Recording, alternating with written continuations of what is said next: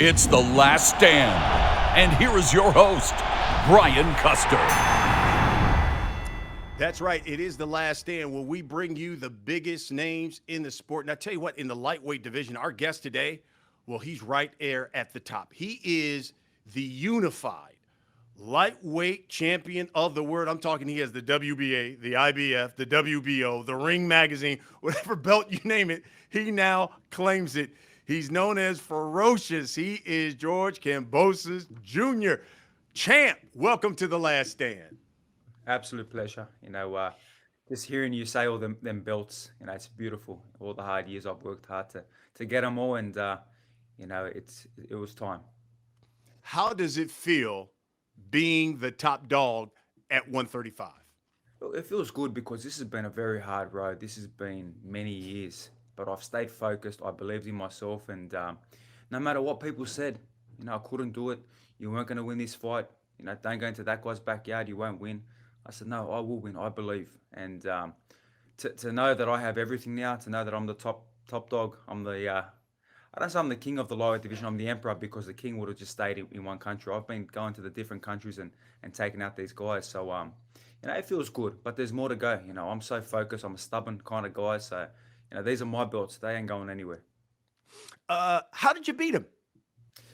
Very good game plan, and with everything I brought to the table, and I said, and people thought I was crazy, but, everything I did would be better than what Lopez did.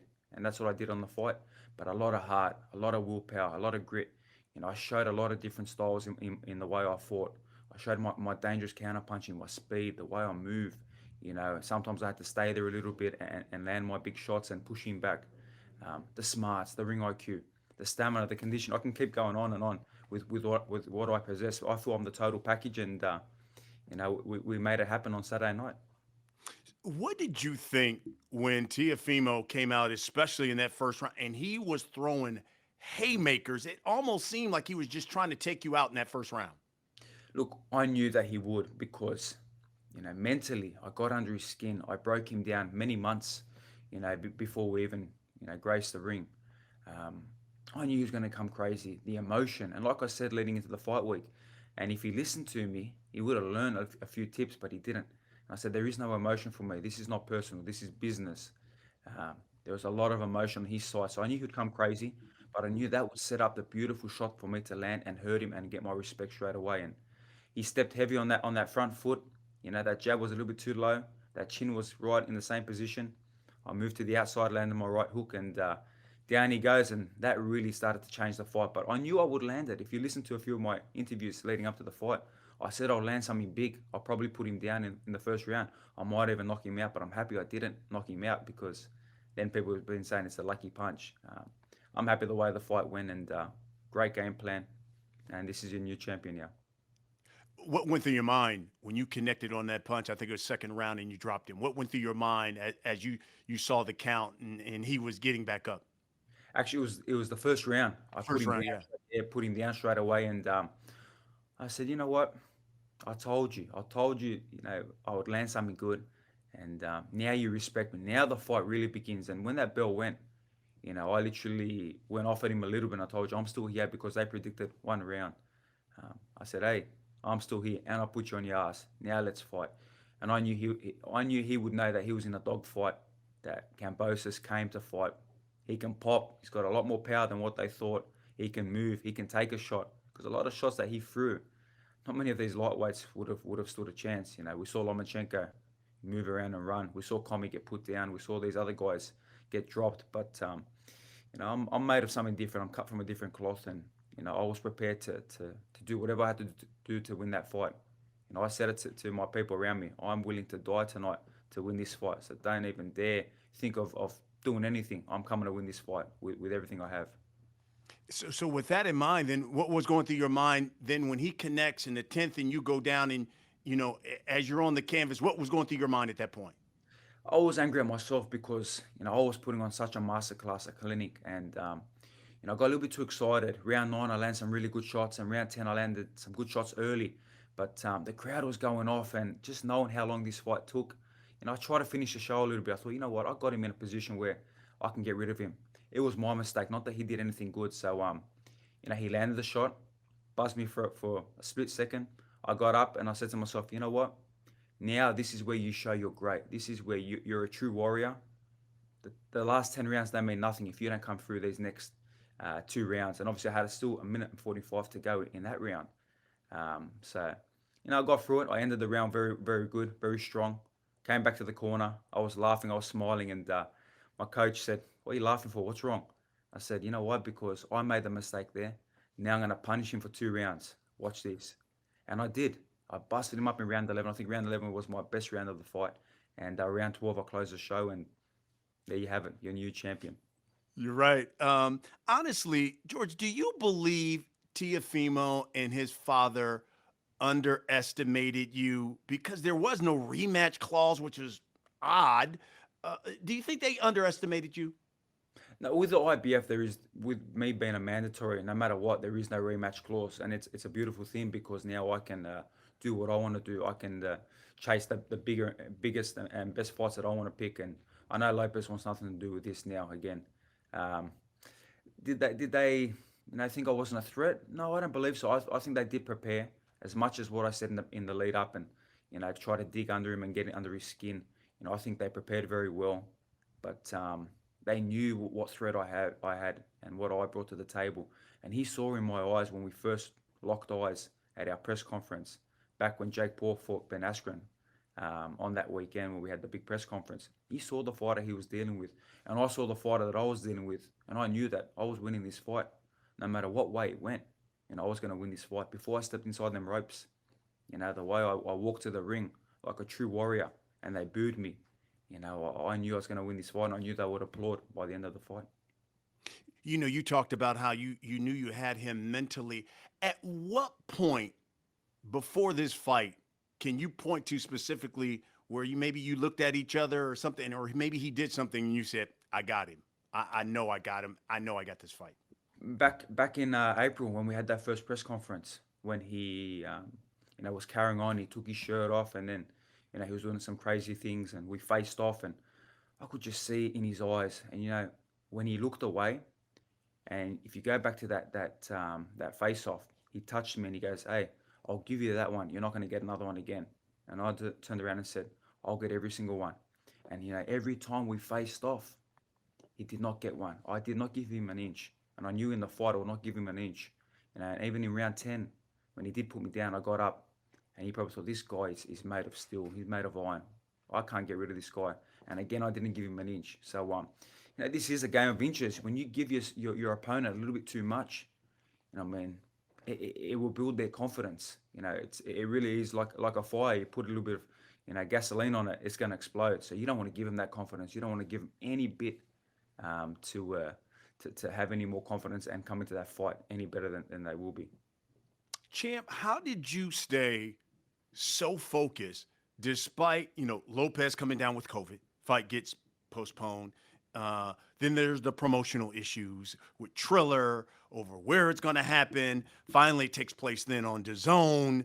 And how did you stay focused despite all the pushbacks of the date? And there were people questioning whether or not the fight would even take place. Yeah, look, when you're fighting for the biggest prize in boxing, this is at the pinnacle of the sport. I've worked so hard, so many years to get to this position. So, the delays were not going to, push me off track. I had a mission. I kept my tunnel vision, and no matter what, I knew that we were going to fight. Yeah, this fight could have taken another year, and I still prepare every day, day in, day out. It was a war of attrition. That's the way I looked at it. I was winning the small battles, day by day. And, when you go back to September 24th, I had the birth of my third child, my son, and unfortunately the passing of my grandfather, George Kambosos. But I still trained that day. That is a testament to the fighter I am, and I knew that with all these delays, and even that, if I didn't break and I was unbreakable on that day, how am I going to be broken? How was he going to do anything in that ring? Whatever shot he landed, even if he puts me down, even if I'm cut and bleeding, what is he going to do to stop me to get my hands on them belts? I knew that he wouldn't.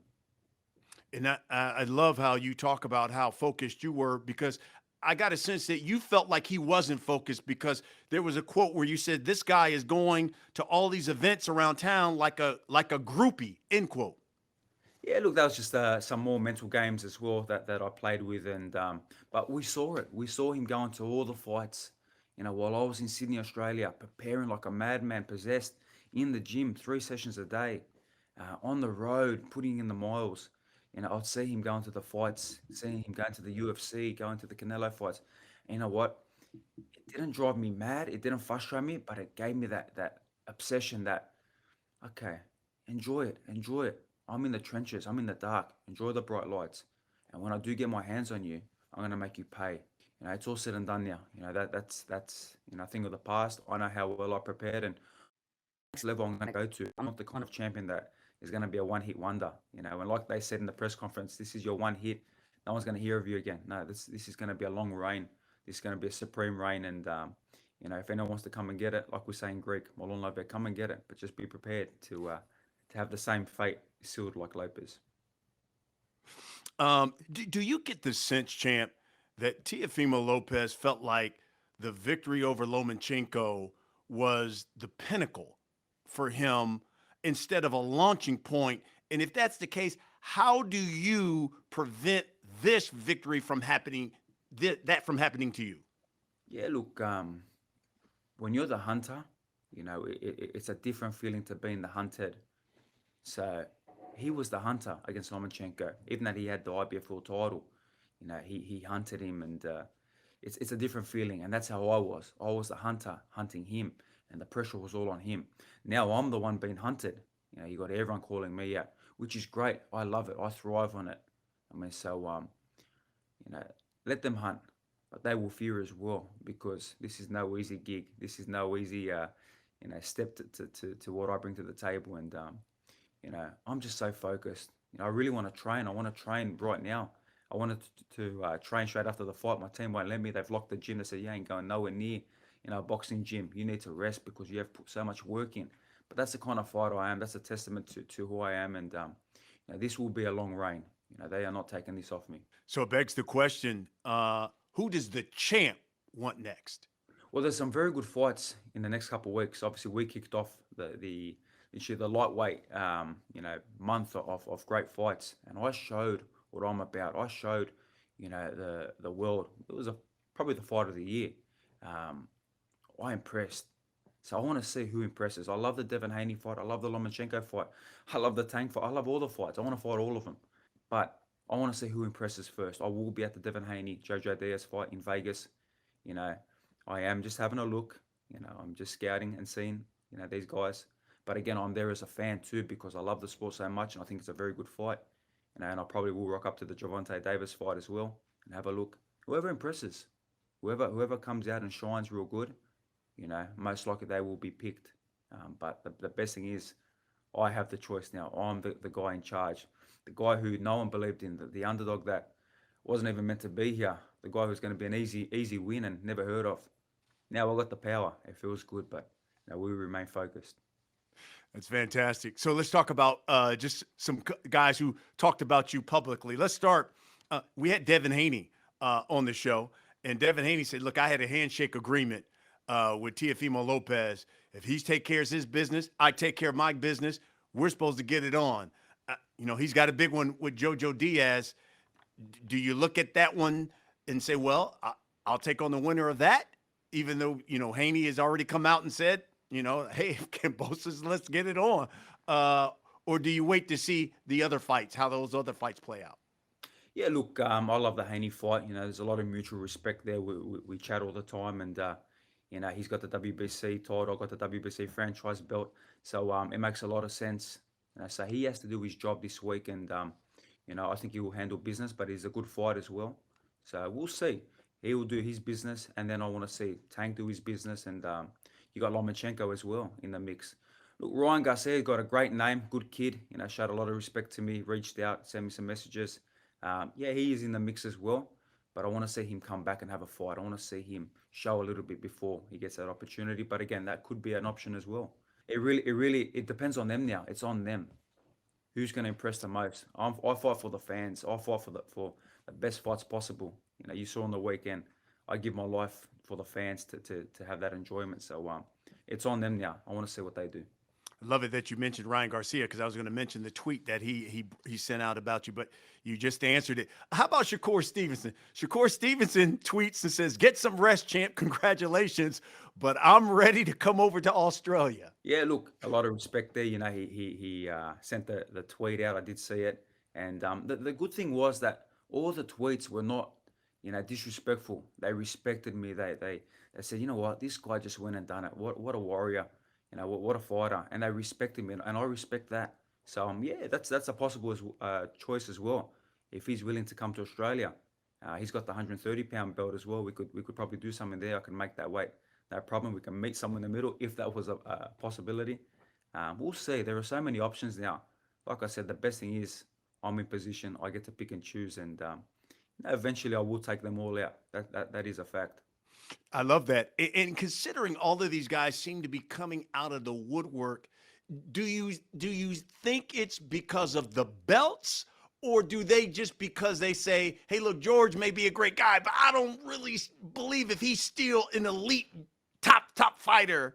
Do you think that's the reason why they're all coming? It seems like coming out of the woodwork, calling you out. Look, I think it's the belts. They want to try to get their hands on the belts. They're the ones, hunting. I'm the one being hunted. Um, but again, a lot of people want to talk on social media, but when it comes down to the real business, we sitting on my side. I talk, but you know what? I come and take care of business, and I'm ready to fight anybody in their own backyards. Let's see when the actual it's on there on paper, and they got to come to Australia now and travel thousands of miles across the world and suffer with the time difference and be away from their zone and their comfort. Let's see how they like it, because I've been doing it for so many years. I haven't fought in Australia since 2017. So look, talk is cheap. Twitter fingers are great, but when it comes down to the real business, let's see who steps up. So we'll see. We'll see what happens. I think they saw a lot in me, in that fight, and now it's like they're making out like Lopez was a nobody. Lopez is nothing. I mean, he's a good fighter, a lot of respect there, and the guy just beat Lomachenko. He knocked out Commey. He beat Nakatani. He beat all these other guys. 2020 Fighter of the Year. Top, what is he, 6'7" pound for pound. All these accolades, had all the belts. I just made him look like nothing, but now he's become nothing. So that's the fight game. They forget you real quick. But me and him, we shared that. We bled, on Saturday night. So he earned my respect, and him as a fighter is I know what he's about as a fighter as well. So you're unbeaten, and you had a great, amateur, and had won all of these belts and things over there in Australia. Why do you think George Kambosos wasn't widely known until after this win, considering how elite you are from a U.S. fan's perspective? Why were you not as widely known?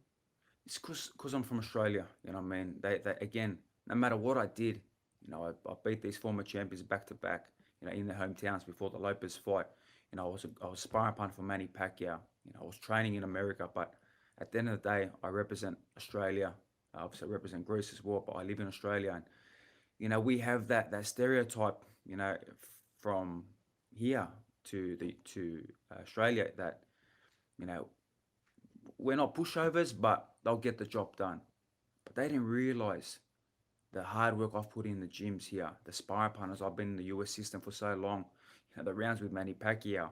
That's why the world kind of didn't take notice, but I knew what I was about, and I knew that I was a dark horse, and I was labeled in ESPN the dark horse, not long ago, and I lived up to that.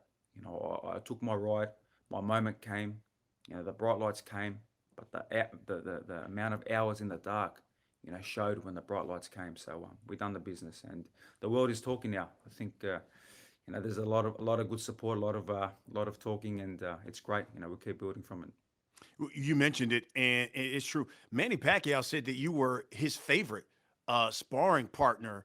And I know he had some exchanges on social media with you as well. What did all of those rounds with Manny do for you as a fighter? Oh, look, it really shaped my career. It gave me that extra boost, that confidence that if I can be in the ring with this guy, 250 rounds, three world title campaigns, and learn the one percenters from him, it really pushes you to that next level.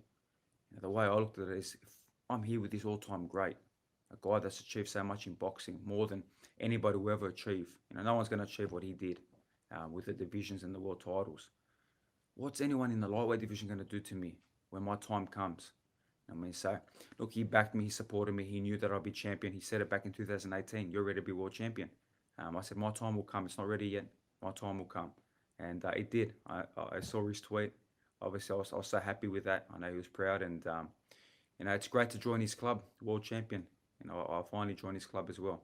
And you've already talked about how you've got a lot more business there at lightweight. How long do you see yourself at 135 before you move up to 140? I can be at 135 my whole career if I want to. I could move down to 130. I can move up to 140.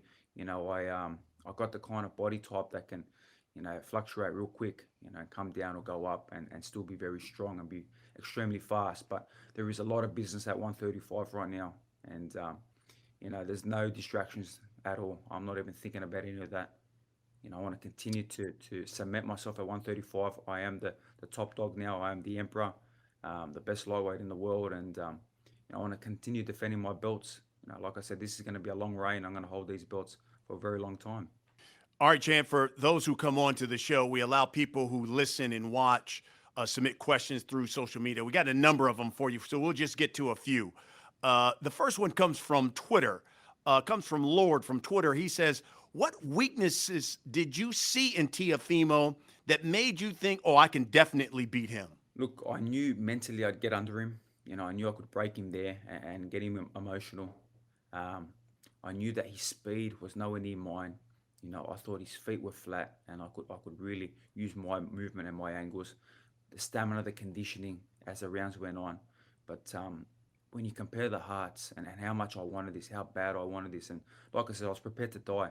That was the difference in this fight as well. So we both exchanged knockdowns. We both had to fight through adversity, but I just wanted it more. Ari from Twitter asks, would you consider fighting again in the U.S. versus Tank, who can probably bring you your biggest payday around the 135 division? Yeah, look, it's definitely an option. We need to sit down and see, with that fight. But again, I don't think he's going to do more numbers than what I'll do in Australia.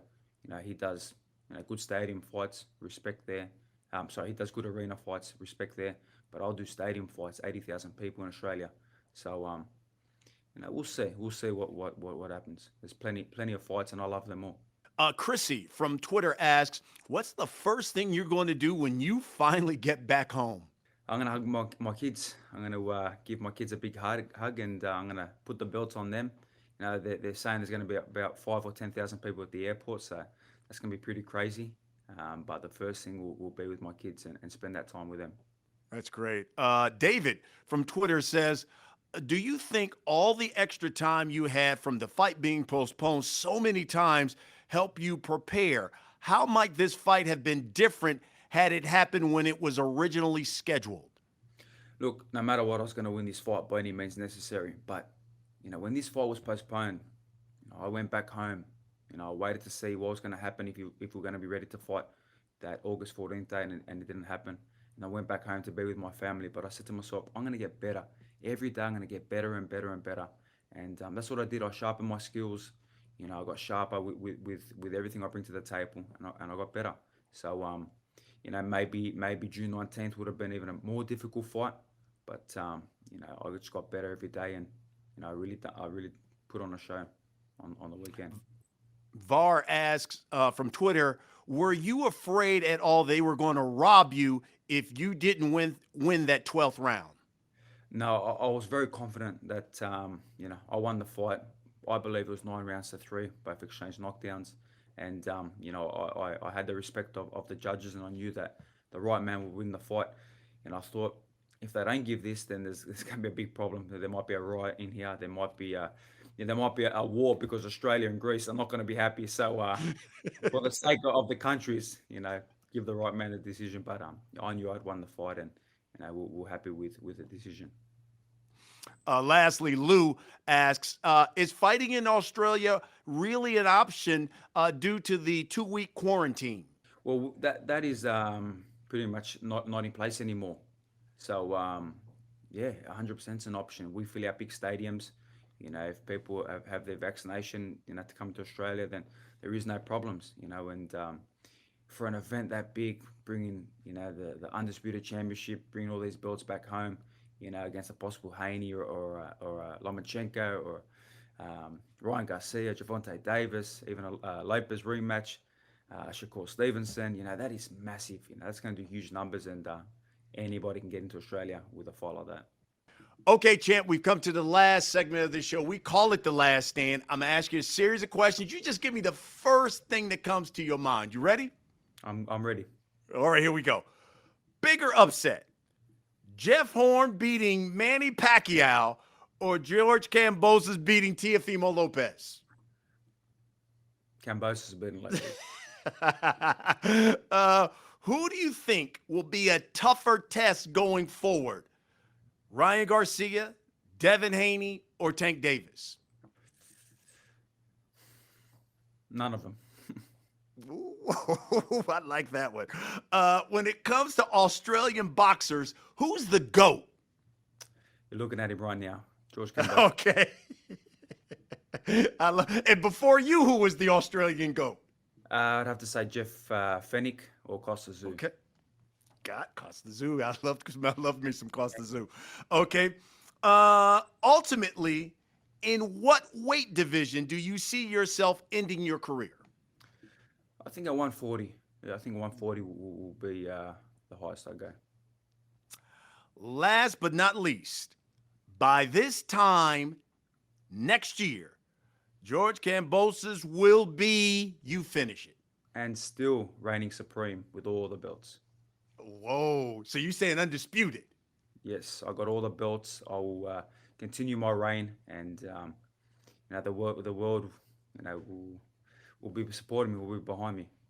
I love it. I love it. Champ, congratulations. That was a great win, and much success to you on your career going forward. Thank you. I really appreciate it, and thank you for having me on. Absolutely. Listen, that's what we do here on The Last Stand. We bring you the biggest names in the sport. And right now, there is none bigger in the lightweight division than George Kambosos Jr.